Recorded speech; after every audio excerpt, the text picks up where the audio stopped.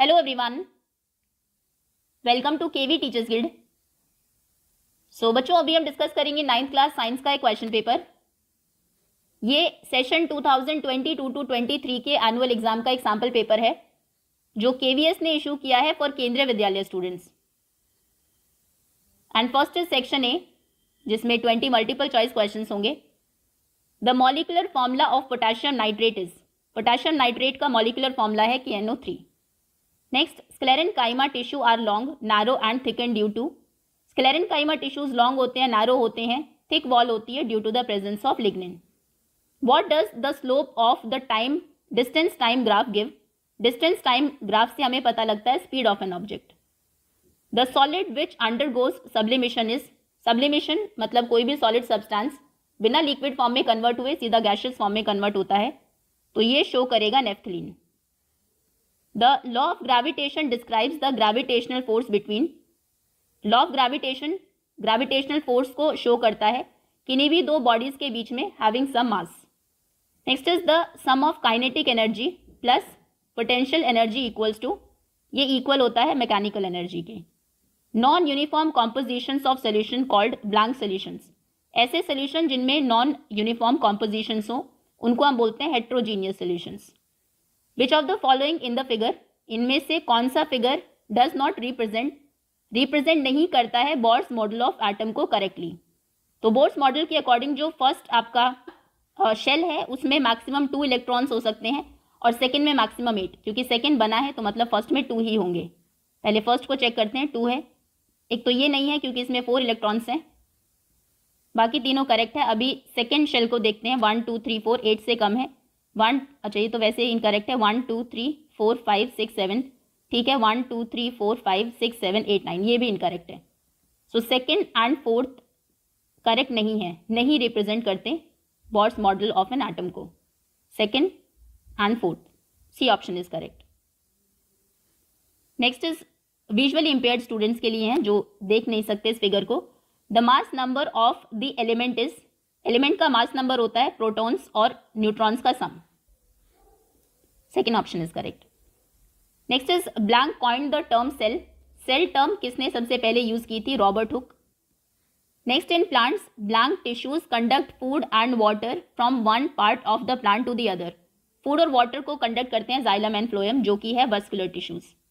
Next is the physical quantity that has both magnitude and direction, जिसमें magnitude भी और direction भी हो उसको हम बोलते हैं vector quantity. Next is when a body vibrates, जब कोई बॉडी वाइब्रेट करती है तो वो कंप्रेस करती है एयर को जो उसके सराउंडिंग में होती है और फॉर्म करती है एक high density area which is known as compression. Next is which one is not a source of carbohydrate, इनमें से कौन कार्बोहाइड्रेट्स का सोर्स नहीं है, ग्राम नहीं है। Next is the process by which water moves through a semi permeable membrane, वो process क्या है जिसमें वाटर मूव करता है सेमी परमिएबल मेम्ब्रेन से, उस रीजन से जहां पर हाई कंसंट्रेशन है to a region of lower concentration, और इस तरीके से वो इक्वलाइज करता है वाटर कंसंट्रेशन को, इसको बोलते हैं ऑस्मोसिस।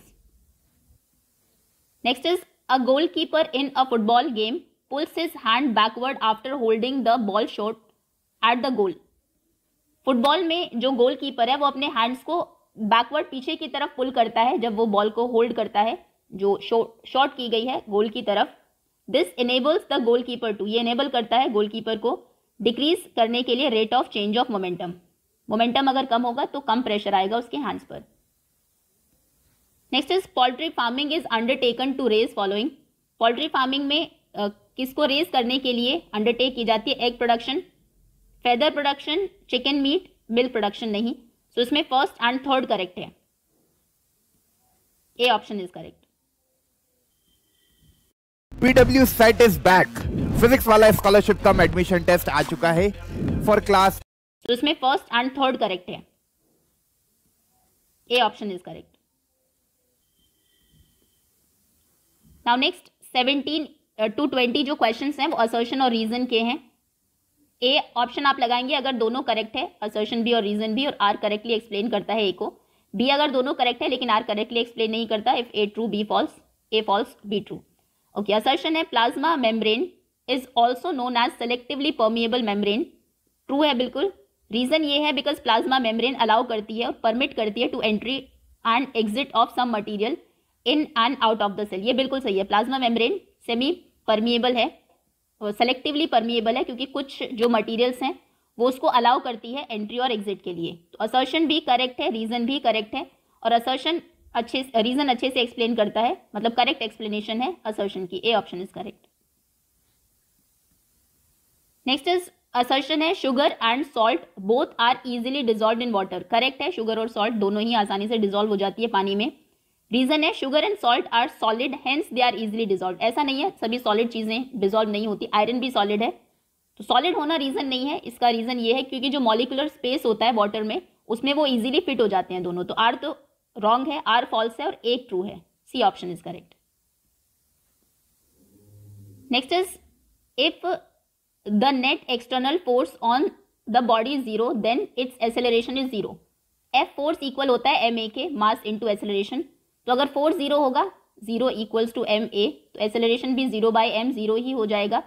तो ये असर्शन करेक्ट है। रीजन है acceleration does not depend on force. ये फॉल्स है क्योंकि एक्सेलरेशन और फोर्स में डायरेक्ट रिलेशन होता है, एक्सेलरेशन डिपेंड करता है फोर्स पर। So assertion true and reason false. Assertion a light body and heavy body have same momentum. एक लाइट बॉडी है, हैवी बॉडी है, सेम मोमेंटम है, then they also have same kinetic energy. False है, lighter body की kinetic energy ज्यादा होती है heavier से। रीजन है kinetic energy depends on mass of the body. ये करेक्ट है। सो असर्शन रॉन्ग है, फॉल्स है, और रीजन ट्रू है। A is false, R is true. D option is correct. Now section D, study the speed time graph of a body given here and answer the following questions. यहाँ पर Y axis पर आपको speed show की गई है, ये है time. पहले ऐसे चलता है वो, जैसे जैसे टाइम बढ़ता है उसकी स्पीड भी इंक्रीज हो रही है, फिर कुछ टाइम 3 सेकेंड्स के बीच में स्पीड धीरे धीरे कम हो जाती है और फिर जीरो हो जाती है। Okay, first question is what type of motion is represented by O A. O A कैसा टाइप ऑफ मोशन को शो कर रहा है? तो ये शो करता है यूनिफॉर्म एक्सेलरेशन को, यूनिफॉर्म एक्सेलरेशन, क्योंकि स्पीड इंक्रीज हो रही है with time. What type of motion is represented by A B. A B कौन सा टाइप ऑफ मोशन को रिप्रेजेंट कर रहा है? ये एक्स एक्सिस के पैरेलल है, टाइम इस सिर्फ इंक्रीज हो रहा है, इंक्रीज बढ़ रहा है टाइम, लेकिन स्पीड कांस्टेंट है। सो ये है नो एक्सेलरेशन और zero acceleration. Next is what type of motion is represented by B C. B C के केस में टाइम अगेन बढ़ रहा है और स्पीड कम हो रही है धीरे धीरे। यहाँ पर इस टाइम पीरियड पर 11 अगर हम इसको ले, ये थी स्पीड, और फिर अगर 12 पर ले तो वो कम हो गई है, तो ये है नेगेटिव एक्सेलरेशन।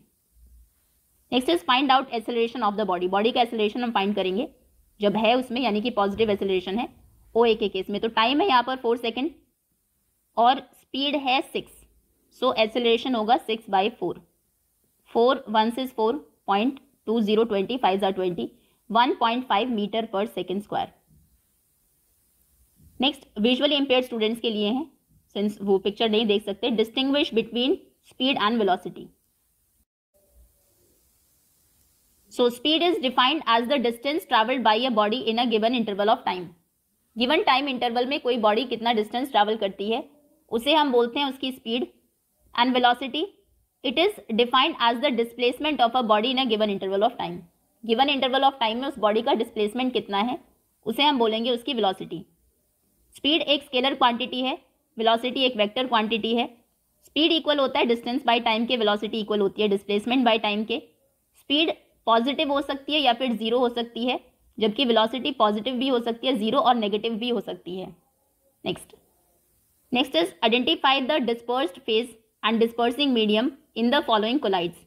इन कोलाइड्स में डिस्पर्स्ड फेज और डिस्पर्सिंग मीडियम बताइए, fog and cheese. So fog में लिक्विड जो वाटर ड्रॉप्स हैं वो एक्ट करते हैं एज डिस्पर्स्ड फेज, और जो एयर है गैशियस फॉर्म में वो एक्ट करती है एज डिस्पर्शन मीडियम। चीज के केस में फैट जो सॉलिड है वो एक्ट करता है एज डिस्पर्स्ड फेज, और वाटर जो लिक्विड है वो एक्ट करता है एज डिस्पर्शन मीडियम। इसके और में क्वेश्चन है, list the points of difference between homogeneous and heterogeneous mixtures. दोनों मिक्सचर्स में क्या डिफरेंसेस हैं? So homogeneous mixtures and heterogeneous mixtures. Homogeneous mixtures ये यूनिफॉर्म कॉम्पोजिशन है, हेट्रोजीनियस नॉन यूनिफॉर्म कॉम्पोजिशन है। होमोजीनियस में constituents particles are not visible to naked eyes से हमें दिखते नहीं है, जबकि इसमें जो पार्टिकल्स हैं वो विजिबल होते हैं with naked eyes also. Components can not be separated by simple filtration. Heterogeneous में कॉम्पोनेंट्स को आप सेपरेट कर सकते हैं सिंपल फिल्ट्रेशन से। होमोजीनियस स्कैटर नहीं करते बीम ऑफ लाइट को, हेट्रोजीनियस स्कैटर करते हैं बीम ऑफ लाइट को, मतलब टिंडल इफेक्ट को शो करते हैं। पार्टिकल साइज बहुत स्मॉल होता है होमोजीनियस में, हेट्रोजीनियस में साइज लार्जर होता है पार्टिकल्स का होमोजीनियस के कंपैरिजन से। एग्जांपल है शुगर सॉल्यूशन एंड अलॉयज, इसमें mud in water and ink. Next question is enumerate the advantages of mixed farming. Mixed farming के क्या एडवांटेजेस हैं? So mixed farming is one in which crop production is combined with livestock rearing. Mixed farming हम बोलते हैं जिसमें farmers crops को भी produce करते हैं, फसलें भी उगाते हैं और साथ साथ जानवरों को भी पालते हैं। इसके एडवांटेजेस क्या है?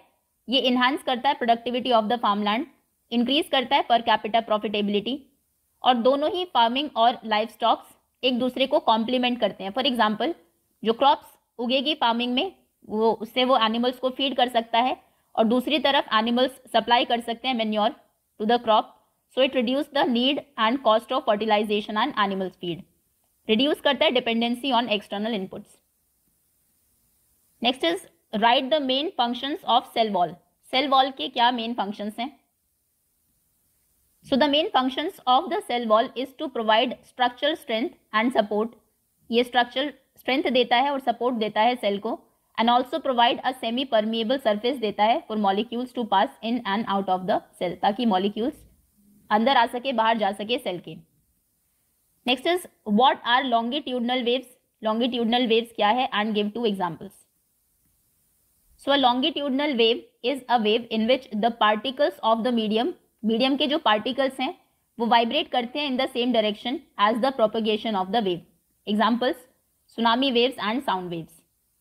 इसके और में क्वेश्चन है, why are the ceiling and wall behind the stage of a good conference hall और कॉन्सर्ट हॉल्स कर्व्ड।